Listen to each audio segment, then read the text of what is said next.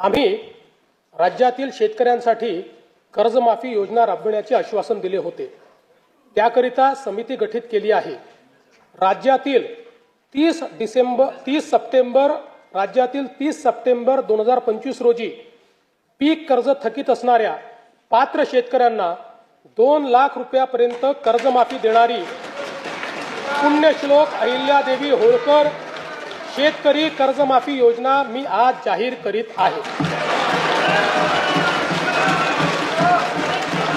नानाभाऊ, राज्यातील नानाभाऊ ऐकायचं एक मिनिट। राज्यातील 30 सप्टेंबर 2025 रोजी पीक कर्ज थकीत असणाऱ्या पात्र शेतकऱ्यांना 2 लाख रुपयापर्यंत कर्जमाफी देणारी पुण्यश्लोक अहिल्यादेवी होळकर शेतकरी कर्जमाफी योजना मी आज जाहीर करत आहे। जे शेतकरी अरे अजून संपलं नाही, थांबा रे बाबा, शांत बसा, शांत बसा।